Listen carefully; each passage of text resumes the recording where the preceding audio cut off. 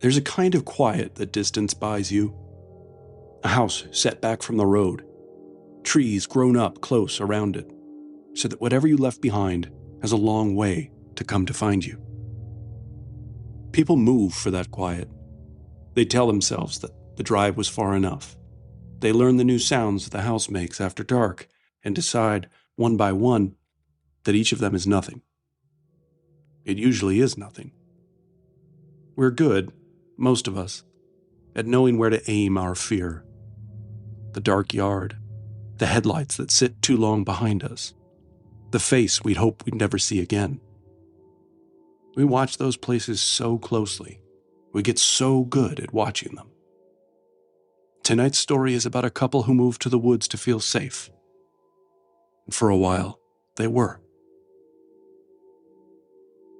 You're listening to Tonight's Terror, original horror stories to hear in the dark. Subscribe and share if you're a fan. And now, tonight's story. The house sat back from the road far enough that you couldn't see it from the road. That had been the first thing Everett noticed in the listing photos, and it was the thing that he kept coming back to in the weeks after they made the offer. The tree line swallowed the driveway. The house appeared only gradually, like it was being unveiled to whoever drove in. They'd moved in on a Thursday in late September, while the maples were just beginning to turn. Maya had stood on the porch with her coffee the first morning and gone quiet in a way that Everett recognized, the particular stillness she settled into when things were good in her world. He didn't interrupt it. He'd stood in the doorway and watched her, smiling. Vermont had been his idea. Maya hadn't needed much convincing. They both worked remotely, Everett in financial consulting, Maya in web design. And the practical math was simple enough. The Vermont house cost less than their last place and offered more. 2 floors, a front porch that ran the full width of the house, land enough that the nearest neighbor was a quarter-mile down the road. His parents had helped with the down payment. His father had called it an investment. Everett called it a gift, but didn't push the distinction. What the practical math didn't account for was Tegan. Tegan and Everett had ended 3 years before he met Maya. It hadn't been dramatic, or at least it hadn't started that way. They'd wanted different things, he'd thought at the time, which was how people talked about endings they didn't fully understand yet. He hadn't understood it fully until Maya. He didn't like to give Tegan too much space in his thinking, and in the months since the move, he'd been largely successful at keeping her to the margins. But it would be dishonest to say that she wasn't part of why they left. She was most of why. The town where he and Maya had started their life together was a town where Tegan had also decided to stay, and she had made her presence felt in ways that started as an inconvenience and became something else. The social media accounts were first, a series of them, each deleted and replaced when reported, each dedicated to the same project. Maya's character, assembled from fabrications and warped half-truths and posted for anyone who cared to read. Co-workers had seen them. Maya's mother had called once, her voice careful and sad, asking who was doing this and if she needed to be worried. Maya had been devastated. Everett had been ashamed. Then the appearances.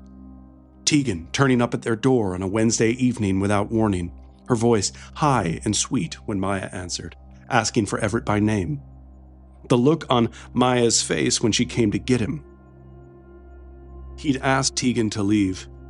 She'd left. He'd stood by the window for 20 minutes after. The welfare checks pushed them to their breaking point.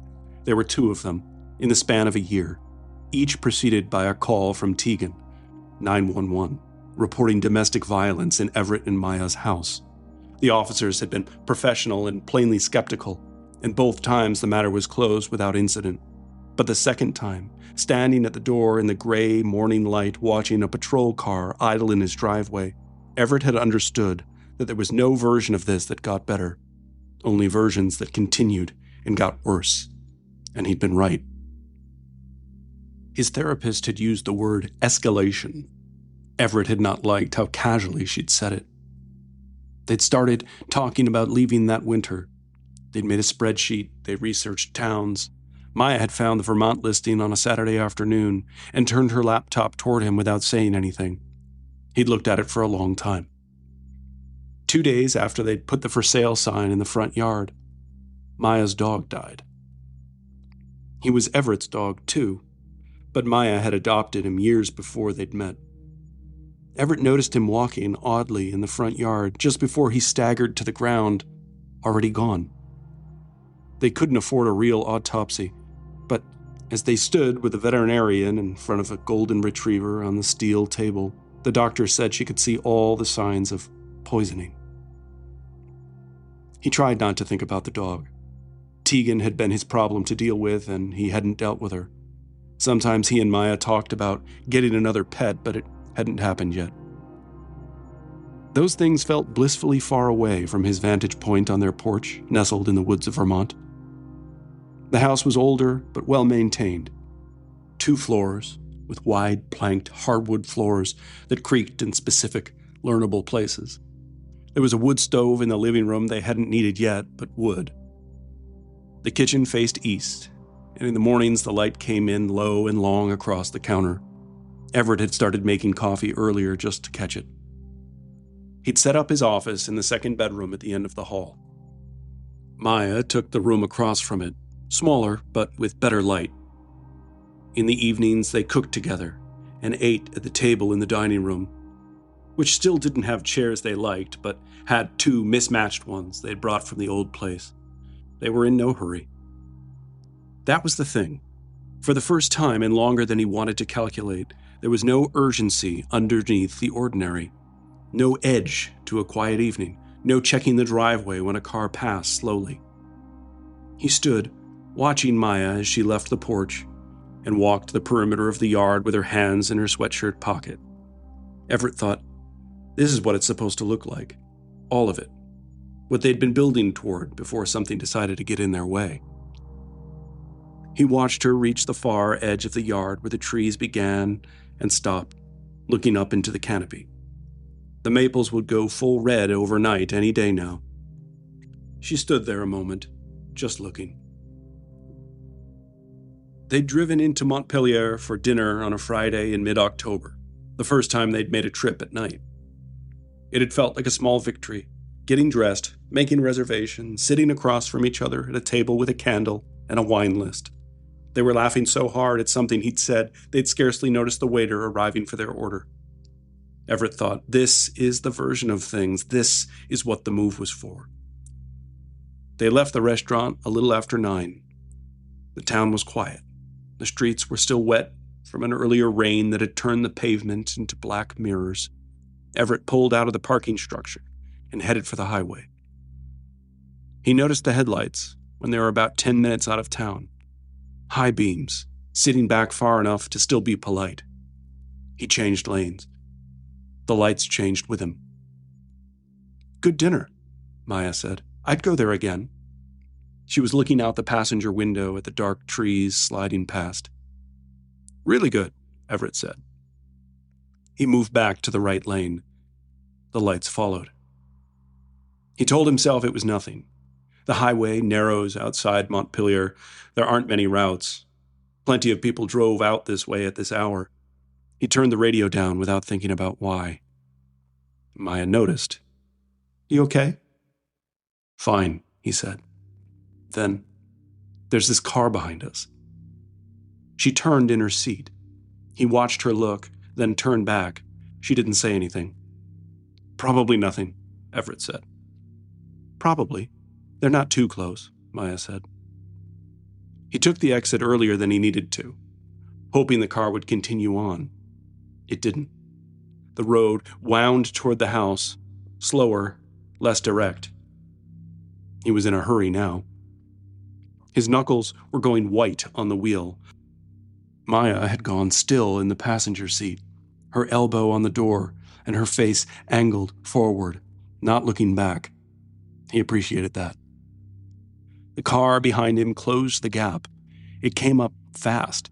No signal, no brakes. Soon its headlights filled every mirror. Everett could feel the proximity of it, the specific aggression of someone using their car to say something they wanted you to hear. "Everett," Maya said quietly. "I know," he said. He pressed the accelerator. The car stayed on him. He eased off, hoping the driver would pass.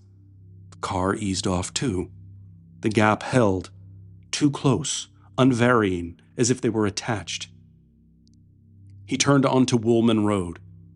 The car turned with him. The trees on either side went thick and dark. Everett's eyes kept going to the rear view. Just the headlights. He couldn't see the car. Make, model, color, only the two lights in the dark. The driveway appeared on the left, and he took it hard, tires loud on the gravel, and pushed up through the trees toward the house. He was out of the car before he'd fully registered parking it. Maya was right behind him. They went inside. He locked the door and stood with his hand still on the deadbolt. Through the narrow window beside the door, he could see the road. After a moment, a car rolled past slowly, in the opposite direction from the one they'd come. Maya was standing in the middle of the kitchen with her arms crossed. Her expression was drawn. "Did you see the car?" Everett asked. "I saw headlights," she said. "Could you tell what kind?" She shook her head. He went to the kitchen window and looked out at nothing. The road was empty now, the tree line still. "It was probably someone who lives out here," he said. He didn't believe it when he said it, and could tell from Maya's silence that she didn't either. There were very few houses on Woolman Road. The people who lived on it knew it, and the people who knew it didn't drive like that. "Whoever it is knows where we live now," Maya said. "Let's not go there," Everett said. "It was just someone driving like an asshole." Maya unfolded her arms and set her hands flat on the counter. She stood like that for a moment, and they exchanged a look. "I'm not going to say it," she said. "You don't have to," Everett said. She nodded and pushed off the counter. In a moment, her steps receded up the stairs. Everett stayed in the kitchen a while longer, watching the window. The road was empty. After a time, he turned off the kitchen light and stood in the dark, looking out at the trees. Maya was quiet in the morning, and he didn't push her. By midday, they were moving through the house in the ordinary ways: coffee, laptops, lunch, and neither of them brought up the car ride. There was nothing to say that didn't require saying her name, and they had both decided, without discussing it, that they wouldn't be doing that. She was in the past. She was 4 states away. She was not on Woolman Road in the dark. Maya called on a Tuesday afternoon, 2 weeks after the car ride. Everett was at his desk halfway through a client report when his phone buzzed against the wood surface. "One of my tires is flat," she said. "Not flat, slashed." Her voice was raised, though she sounded more annoyed than frightened. He was already pushing back from his desk. "Are you okay?" "I'm fine. I'm standing in the Shaw's Market parking lot feeling like an idiot." "Well, you're not an idiot. Stay there." The drive into town took the better part of an hour. He found her leaning against the car with her arms crossed and her grocery bags at her feet, squinting into the afternoon sun. As he pulled into a parking spot, they locked eyes and she offered an apologetic shrug. He climbed out and hugged her. The rear driver's side tire was destroyed. Not slowly deflated, but opened. The rubber peeled back from the rim. Everett crouched and looked at it. He didn't say anything. He put the groceries in the back seat and called roadside assistance. They waited together on the curb.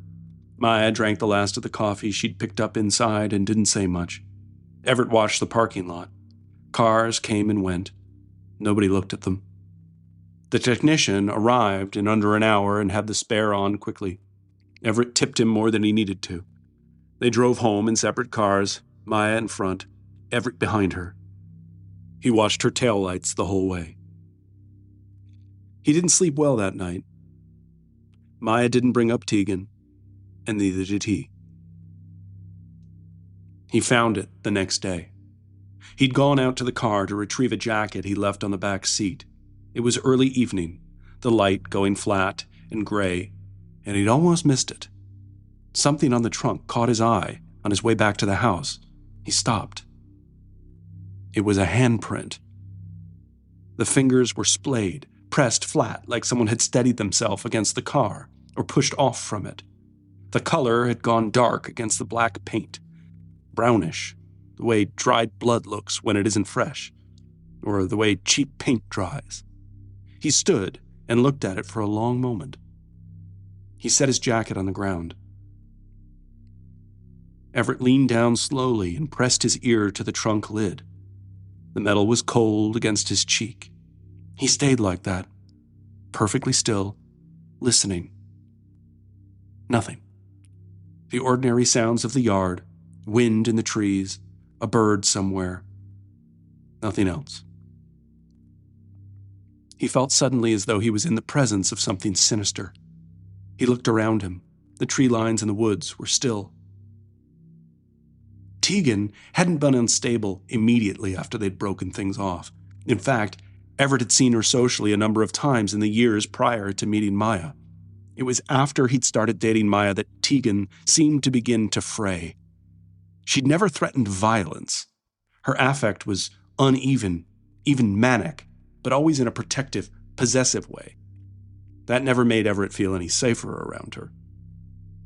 He straightened. He looked again at the handprint. Then he found his keys and unlocked the trunk. He flung it open and leapt back. It was empty. A road flare, a bungee cord, the small toolkit that had come with the car that he'd never opened. He picked up his jacket from the ground, brushed the gravel off of it, and went inside. Maya was cooking. The kitchen smelled like garlic and olive oil. "Find your jacket?" she called from the stove. "Yeah," Everett said. He hung it on the hook by the door. "Sorry, you need help in there?" "I'm good. 10 minutes. He washed his hands at the kitchen sink and looked out the window at the car in the driveway. From here, he couldn't see the trunk. He dried his hands and set the dish towel on the counter and went to set the table. It was a Saturday night in late October. They'd made a fire in the wood stove and were watching a movie on the couch. Maya's feet tucked under Everett's leg the way she always did. The stove ticked and settled. Outside, the wind moved through the trees in long, slow passes.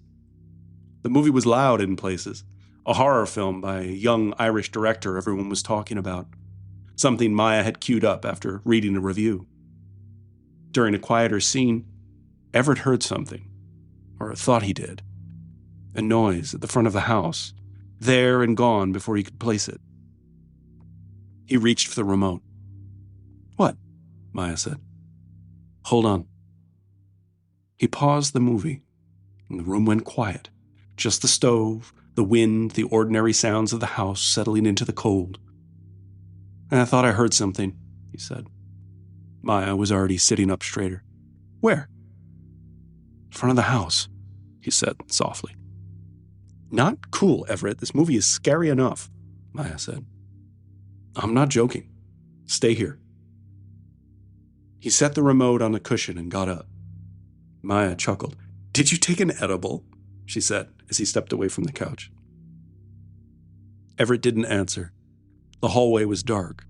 He moved through it slowly, giving his eyes time to adjust. Through the front window beside the entryway, he could see the porch, the railing, the dark shape of the yard beyond. Nothing out of place. And then he felt cold. He paused.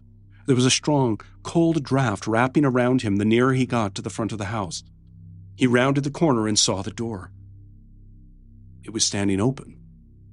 Not wide, maybe 8 inches, but open. The night air coming through in a thin, cold current. He stood there for a moment. He was certain he had locked it. They were both so predictable with the habit. He pushed it the rest of the way open and stepped onto the porch. Darkness. Nothing. The porch was empty. The railing ran its length uninterrupted. Beyond it, the yard fell away into heavy, inky dark. Beyond the yard, the tree line stood black against the sky. No movement, no sound except the wind, and somewhere, deeper in the trees, a branch creaking under its own weight.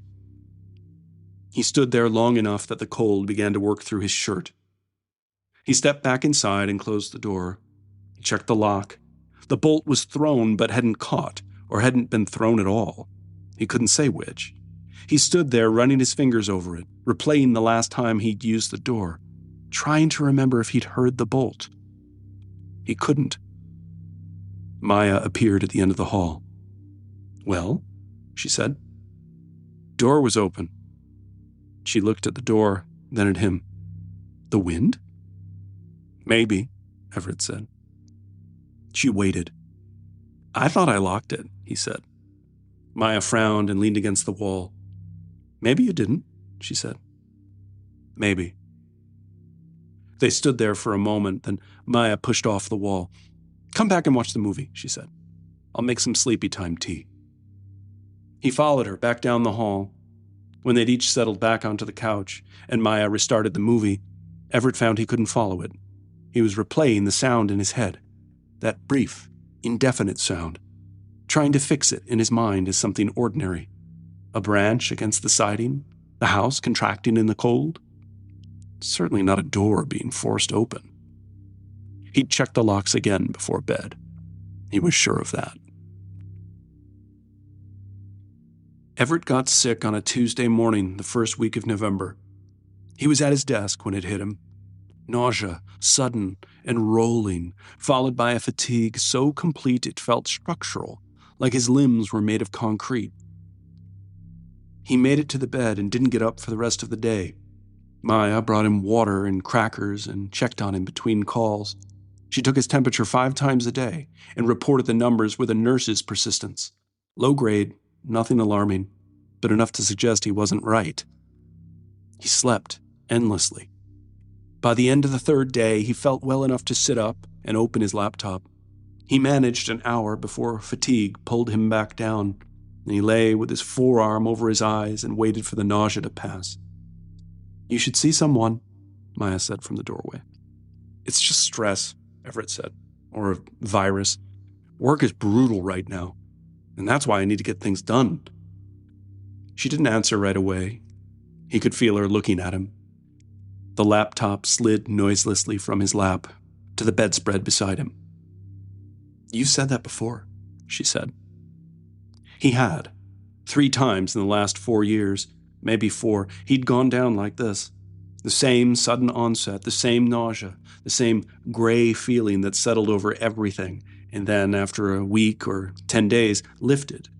Each time he attributed it to something: a difficult quarter at work, the strain of the move, and before that, the months of Tegan's constant presence. There was always something to point to. He was not someone who got sick without a reason, and stress was a reason. "I'll see someone if it doesn't break by the weekend," he said. Maya brought him more water and left without pushing it. That was one of the things about her. She made her point and didn't repeat it. But the look on her face as she left the room was undeniably pained. He didn't call a doctor.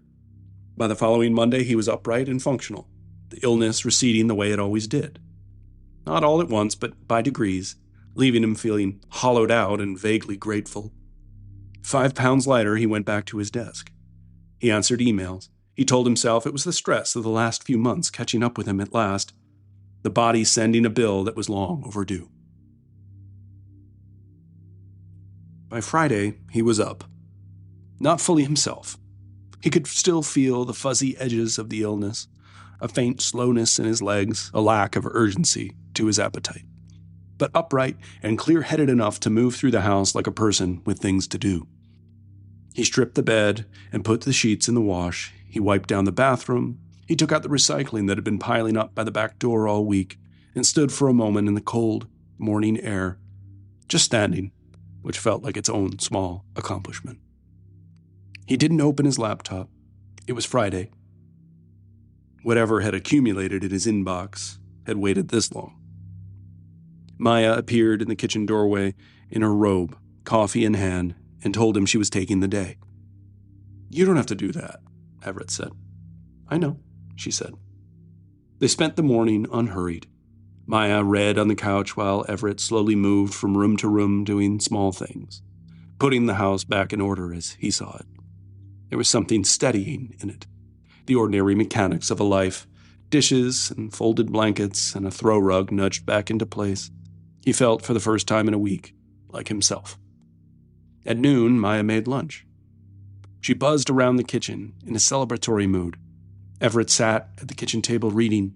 At turns, he watched her move around the kitchen with the efficiency she had when she was cooking something she knew well. She dressed arugula in the vinaigrette she made herself, shallots, good mustard, red wine vinegar, and laid burrata and prosciutto over the top.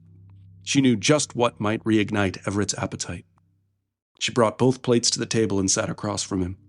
It was the first real meal he'd wanted in days. They ate without urgency, which was its own kind of treat. At some point, Maya reached across the table, and he took her hand. He held it for a moment, smiling.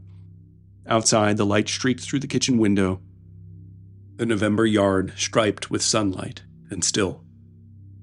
He thought about how close they'd come to not having this house, this table, this life in the quiet of the Vermont woods. How long the last few years had been. How much had been thrown at them as they tried to build something happy and humble. "Oh, your smile is back," Maya said. "I feel good," Everett said. "I feel like myself." She squeezed his hand once and let it go. "Good," she said. "Eat." Maya left the house a little after 1. She'd been reluctant. He could see it in the way she lingered in the entryway, keys in hand, looking back at him on the couch. He'd had to tell her twice that it was fine, that he felt good, that missing her bar class on his account was not something he was going to allow. "I'll be 2 hours," she said. Her face was scrunched up the way it was when she saw those commercials for orphaned animals. "Go," Everett said. "I'm going to watch something stupid and fall asleep on the couch like a garbage person." He stood and hugged her. Maya smiled and pulled the door shut behind her. He listened to her start her car. He stepped to the window and watched her back down the gravel drive and pull onto Woolman Road. He watched as the car disappeared through the trees. Then his legs went out from under him. It came back all at once, not gradually, not building, but sudden and total, like a trap door opening beneath him. He was on the floor before he knew what was happening. The nausea rose fast and mean. He flung himself to his stomach and took stock of the room. It tilted and spun away from him. He stayed there for a moment, one hand on the baseboard, waiting to see if it would pass. It didn't pass. He moved down the hall on his hands and knees. The bedroom door was open. He reached the bed and used the frame to pull himself up. Got one knee onto the mattress, then the other, and collapsed onto his side. The room tilted. He reached for the nightstand, felt the edge of his phone, and pulled it close to him. He'd call Maya in a minute. He just needed a minute. He was asleep before he finished the thought. He didn't know how long he'd been out when he heard it. A sound from downstairs, unhurried and sharp. Everett opened his eyes. The room was dim, the afternoon light gone gray at the window. He tried to sit up and couldn't. His arms had no strength in them. He lay on his back and listened. Footsteps, slow on the hard wood, moving from one room to another without urgency, without caution. Maya had come home? He turned his head toward the door. It was open. The hallway beyond was dark. He tried to call out. What came from his throat was barely a sound. The footsteps moved toward the stairs. He watched the doorway. His heart was knocking hard against his ribs, the only part of him with any force left in it. He could feel the phone somewhere beside him on the bed, but his hand wouldn't close around it. He tried to roll toward it and managed only to shift his weight. He had never felt such overmastering weakness. It was as if his body were draped in a soaking lead blanket. The footsteps reached the top of the stairs. They came down the hallway slowly, one step at a time, unhurried, as though whoever was out there had nowhere to be. Everett watched the open doorway. It could not move, and could not speak, and could only watch.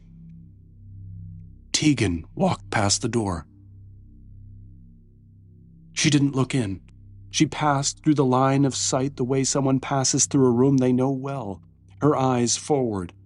She was wearing the clothes he'd always known her to wear, a dark jacket, jeans, and her hair was down. She looked entirely ordinary.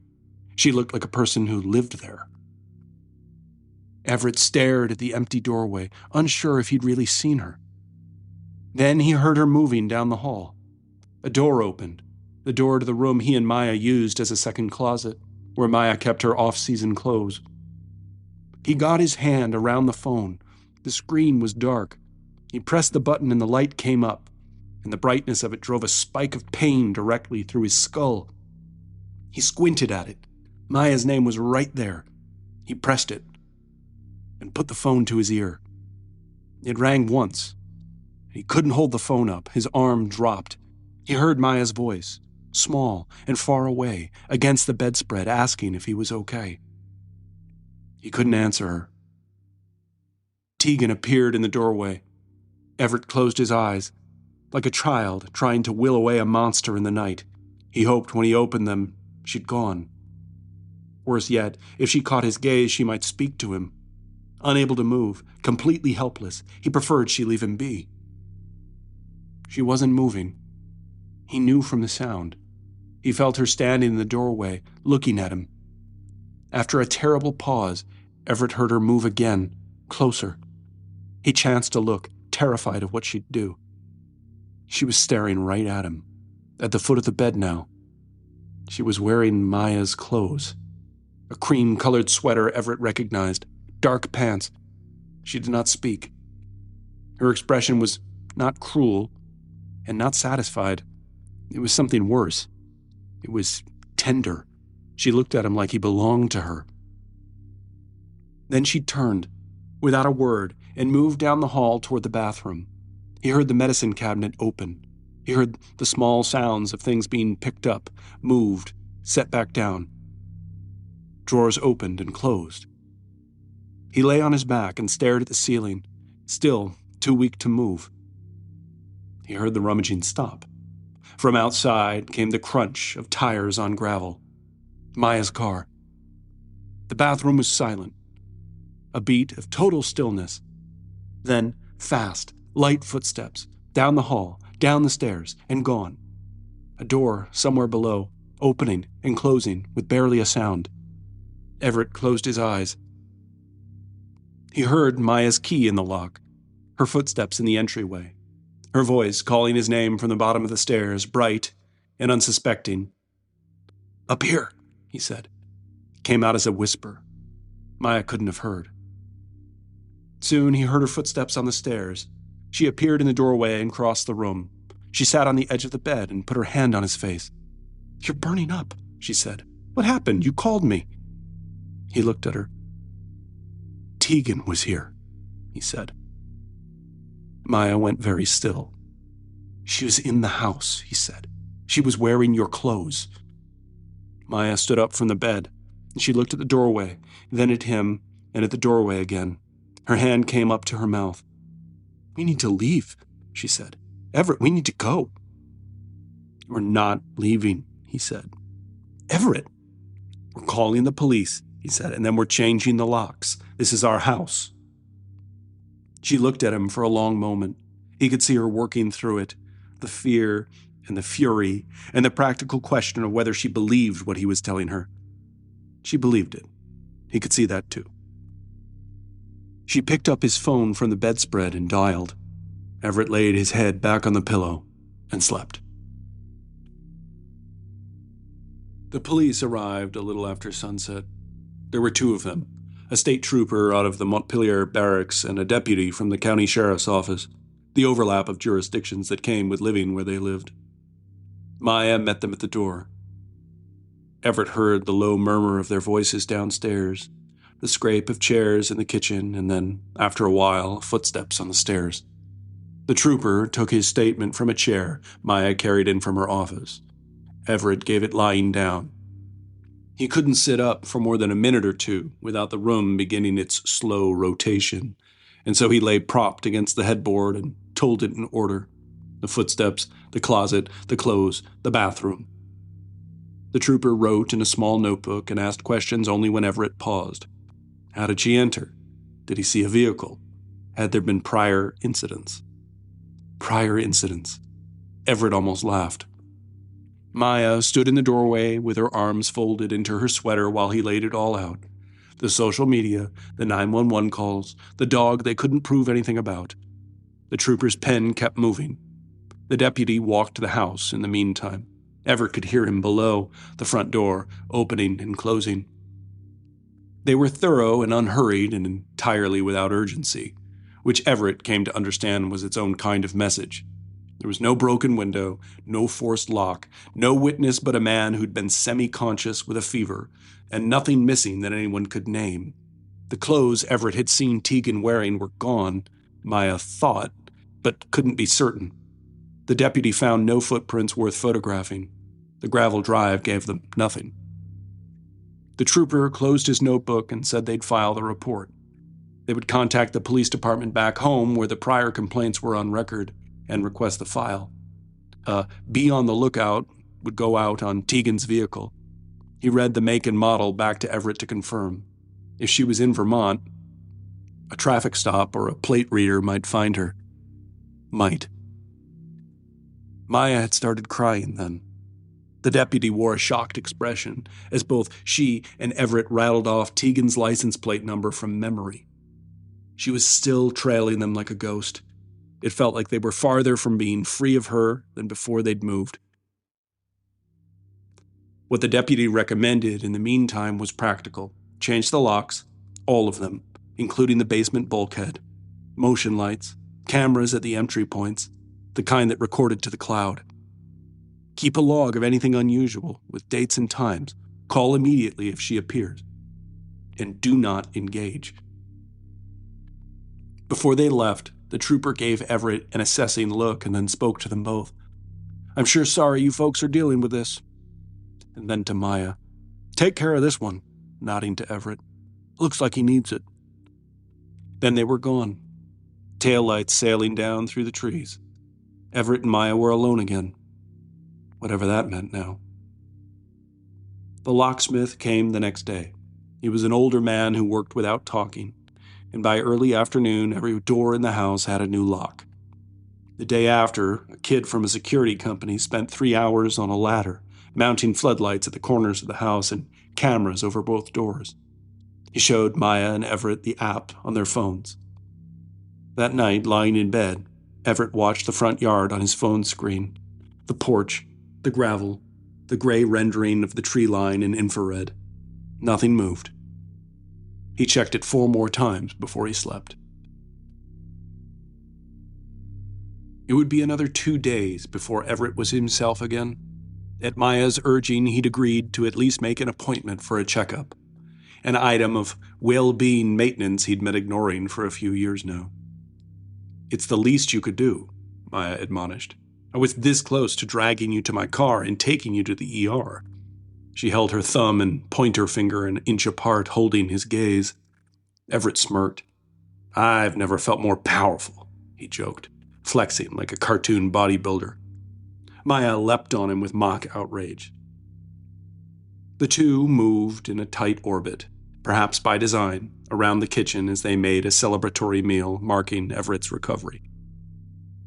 Maybe skip the burrata this time, he teased. Maya stepped close to him and rested her forehead against his chest.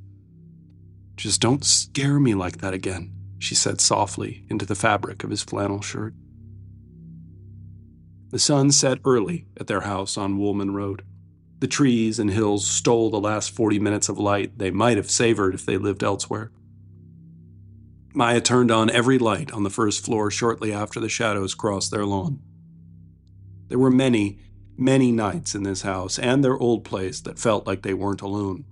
They'd grown accustomed to ignoring the ghost at the feast, as Maya had called her. Everett used to jab at her for referencing Shakespeare on such a grim and personal topic, but as time went by, Tegan was like a specter, there whether or not they could see her, waiting in the wings to ruin their dinner, ruin their lives. Mercifully, the night was uneventful. Everett took a long shower and returned to the bedroom to find Maya reading. She was working her way through Peter Swanson's latest mystery. Everett crawled into bed and kissed Maya's hand, an affectionate signal they knew to mean, "I'm too tired to read, but enjoy your book." He slept like a dead one that night for the first time in what felt like months. In the morning, he dressed for work. More than a week passed. Everett's strength came back in full. He stopped checking the cameras every night and then stopped checking them most nights. The floodlights clicked on for deer and once for a fox that crossed the yard at dusk, and each time the app chimed on his phone. Each time it was nothing. Nothing was a gift. He was learning to appreciate it. He'd gone back to work and found the backlogs less punishing than he'd feared. By the end of the second week, he'd caught up and then he was ahead, the steady rhythm of it almost pleasant. He worked at his desk in the second bedroom, the door open, and the house quiet around him. In the late afternoons, the light came through the window and lay across his floorboards in a way he'd started to look forward to. Maya knocked on the doorframe a little before 4. She was dressed to go out, boots, the green jacket she liked. "Sarah should be here to pick me up any minute. Dinner with the studio people," she said. "I told you Tuesday, remember? You'll feed yourself?" "I'll feed myself," Everett said. "Have fun. Tell them I'm real and not just some man you invented." She laughed and told him she'd be back by 10. She kissed the top of his head and went. He worked another hour. The light moved off the desk. He was deep in a spreadsheet, half aware of the room going dim around him, when a welcome protest of hunger jabbed his stomach. He'd been relishing the feeling since his last bout of nausea. He was already thinking about the leftover chicken parmesan sitting in the refrigerator as he left his desk and walked down the hall. At the top of the stairs, he paused. A sound found his ear. A car engine? Yes, maybe, but something under it. Everett instinctively reached for his phone and opened the security app. As it loaded, he scolded himself for being so anxious, but he couldn't help it.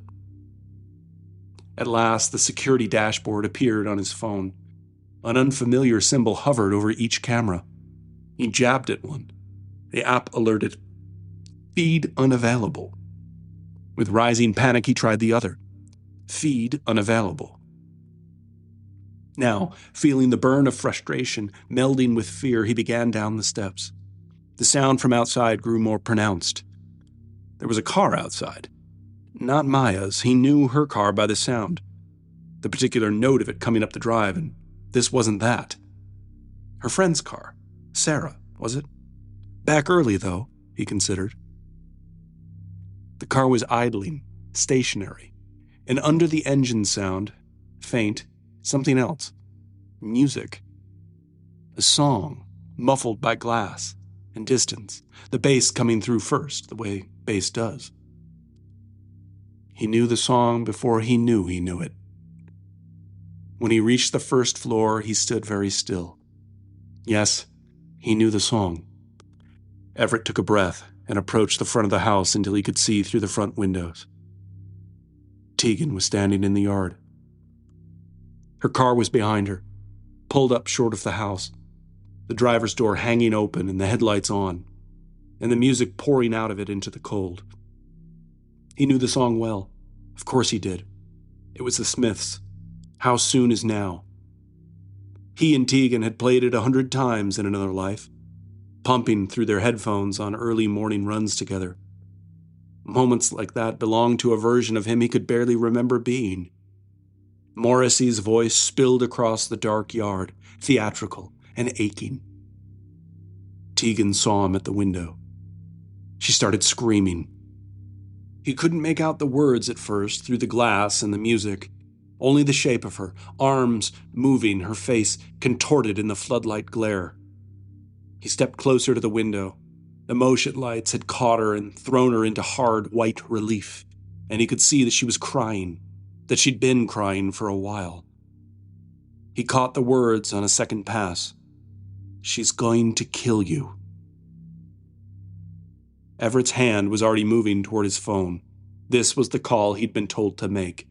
Do not engage. Call immediately. He had the number ready. He had the whole thing ready. He'd been ready for a week and a half without knowing he was waiting. But she kept screaming, and against everything he knew, he reached up and unlatched the window and slid it open a few inches. The cold came in. The music came in with it, louder now, unbearable. "What are you talking about?" he called through the gap. Tegan stopped screaming. For a second, she just looked at him, her chest heaving. Then she lifted her arm and pointed. Not at him. Past him. Up. At a window on the second floor. "You can still get out. Come back," she screamed. Her voice broke on it. "Everett, it's not too late." He turned and looked up the stairwell behind him and then back at her, and something cold worked its way down through him that had nothing to do with the open window. She was pointing at the bedroom, the room she'd been in some 10 days before, the room where she'd stood over him while he lay, unable to move, looking at him with that tenderness that was worse than hate. And he understood, or thought he understood. This was what she did. This was the whole architecture of Tegan, laid bare in the front yard. She had stood in that room.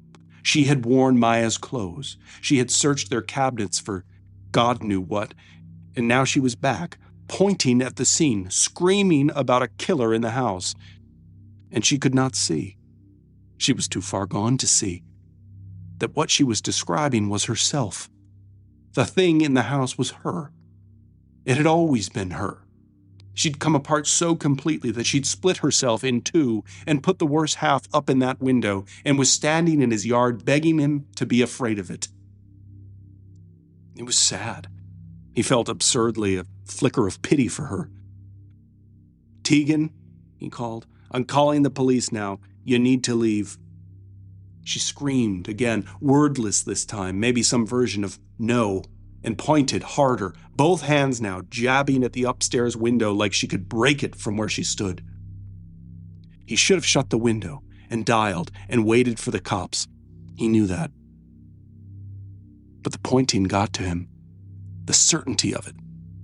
Whatever was wrong with her, she believed what she was screaming, believed it with her whole body, and some animal part of him needed to go up there and look at the empty room and prove to himself what he already knew, so that he could come back down and tell the police a lunatic was on his property. Then this would be over. He started up the stairs with his phone in his hand, thumb on the screen, the digits 911 already typed. The hallway was dark. He didn't bother with a light. The bedroom stood half open. Everett took a breath and pushed it the rest of the way. He looked in. The room was empty. Of course, it was empty. The bed was made. The window was a pale rectangle of floodlight glow. Tegan's voice still rising faintly through the yard below. Nothing. No one. He let out a breath. He felt foolish and felt relieved. He took 2 steps to reach the window to shout down at Tegan in triumph. "See? You are crazy." He saw her, beside her car, leaping frantically in the unnatural white-blue glare of the floodlights. From behind the door, Maya moved. He felt the needle before he understood it. A bright, hot point at the side of his neck, precise, almost gentle. His hand opened. The phone hit the floor. In the next second, the heat blossomed from his neck down his back and over his scalp. His legs went next. He was on his knees, and then he wasn't.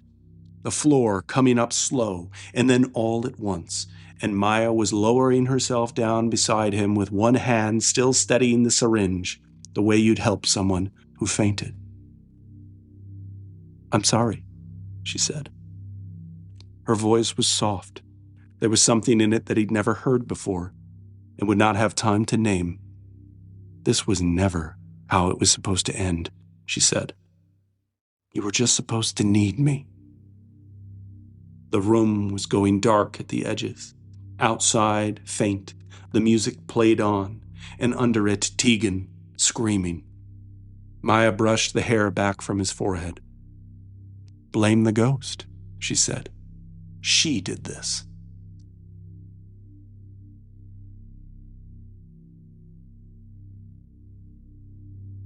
The cruisers raced up Woolman Road with their lights going.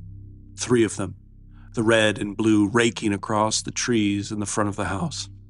They hadn't been far. A welfare call brought them, a woman saying there was someone in her home who'd hurt her husband. The cars skidded on the gravel, and the officers were out before the engines died. The front door was open. The music had stopped by then. They found Everett on the floor of the bedroom. Tegan was on her knees beside him, with his head gathered into her lap. She was rocking, her hands in his hair, saying his name over and over. She didn't hear them on the stairs. She didn't stop when they filled the doorway. One of them shouted, and she looked up at them with desperate panic that stretched her eyes wide. She said he wasn't waking up. She couldn't get him to wake up. They lifted her off of him. She let them. The story was right there on the floor, and it told itself. A man dead in his own house. A woman with a history. There was a file. There were welfare calls. There was a town 4 states away that knew her name. Found over the body. Hysterical. They didn't need to assemble it. It assembled itself, the way the best lies do, out of true things arranged in the wrong order. For years, Everett had woken sick and gone to bed sicker and come back to himself only when Maya decided he should. The illness had always been hers. Hers to bring on, hers to nurse, hers to lift. Someone who needs you does not leave. A man who cannot stand does not look too hard at the hand that steadies him.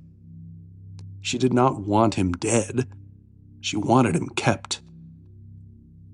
Then, Tegan, turning up at the door, breaking into the house, screaming her warnings into the yard, getting close, closer than anyone had come, to the center of it all.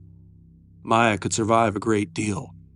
She could not survive being seen. And a thing she could no longer keep, she would not leave for anyone else to have. Down the hall, an officer knocked softly on the locked bathroom door and called out that it was the police, that she was safe, that she could come out now. It took a moment. Then the lock turned. Maya stepped out slowly, one hand on the door frame, the other at her chest. She was shaking. She told them she'd heard screaming and she'd run, that she'd locked herself in and called for help and prayed. She let them guide her down the hall and away from the room, away from what was in it, a blanket around her shoulders that someone had found. They walked Tegan out in handcuffs. She had stopped fighting and stopped speaking. She moved between 2 officers across the gravel toward the open door of the cruiser, her head down, the floodlights still burning white over all of it. At the car, she stopped and looked back at the house. Her eyes were tired and vacant. Something essential about her was gone.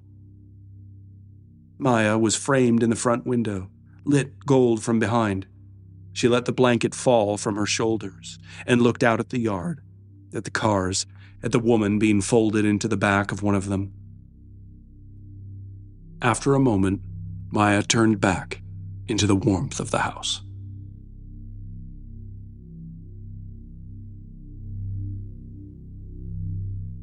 Thanks for listening to tonight's Terror. If you enjoyed the story, follow, rate, and review on your favorite podcast platform. It helps new listeners find the show. Visit tonightsterror.com for all our stories, merch, and more. Until next time, sleep well